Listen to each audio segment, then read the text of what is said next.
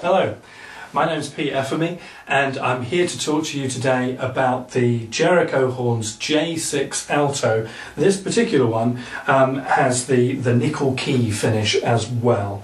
Now, as with whether you're going to buy a car or buy a house, the main thing on your mind is probably build quality. So that's the first of your criteria, and it's the first of the criteria I'm going to talk about to you now. So first of all, this instrument does feel substantial, and a nice little test that was taught to me by a good repair friend of mine is that if you take any of these rods, let's get close in here, so a rod here, these are all the rods, and see if you can give them a wiggle in between these posts, see if there's any movement there. And this one in fact is extremely tight, so we know that it's got a good chance of being nice and airtight, so things aren't moving around there. Second part of the criteria, we need to think about the ergonomics of the instrument. So when you're playing an instrument's hard enough anyway, so you don't want an instrument that you're going to have a fight with.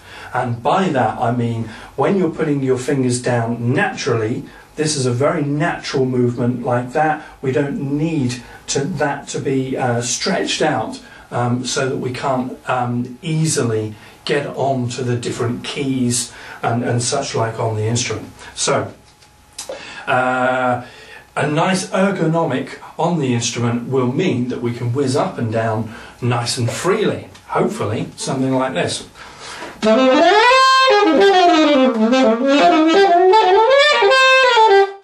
And there we go. So next part of the equation for the players out there, people already play, will be the playability of the instrument. Now, what I mean about this is basically, first of all, we need an instrument that speaks, and not only does it speak easily, basically play, but it plays in all registers. So you have a vast array of notes here that we need to encompass, and it's no good having an instrument that plays all the middle ones nice and easily, that when you get to the extremities it becomes a hard instrument and you're back to having that fight again.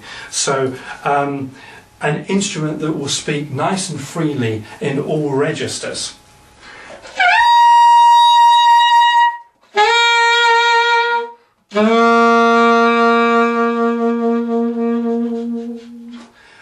In fact, that brings me on to another part of playing. It's all very well doing all the solo stuff, all the flashy stuff, but I suppose nearly all my time spent as a professional musician, most of it is spent actually just producing quiet notes and being very, very sure that when that red live to air lights on and the sweat's pouring down your face, that you can be sure that that note that you're just going to pop out is going to pop out. So anything like this really.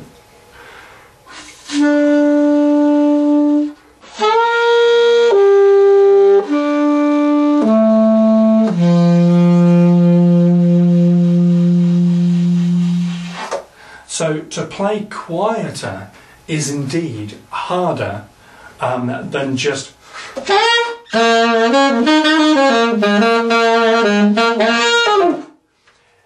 because once you start blowing hard down an instrument, it's going to force pretty much the notes out anyway.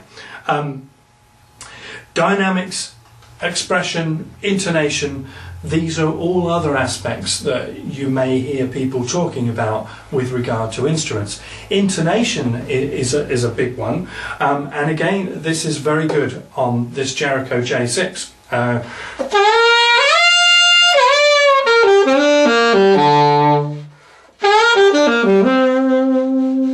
Nice tuning throughout the instrument.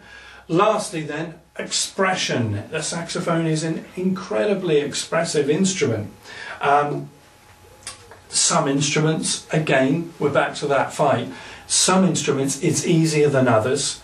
The Jericho horns tend to be on the bright side of things, like a lot of Japanese instruments, which is a good thing actually, because it's much easier for the player himself, herself, or with a few changes, simple changes to read, to take brightness out than it is actually to try and manufacture brightness. And again, we're back to fighting again. It's much more of a fight, I think, to put brightness in than it is to take it out. So here's some bright stuff.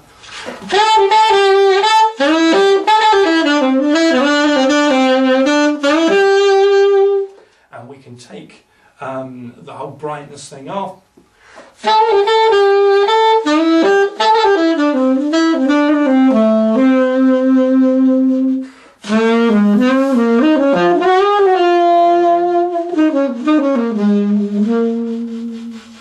Anyway, thanks very much.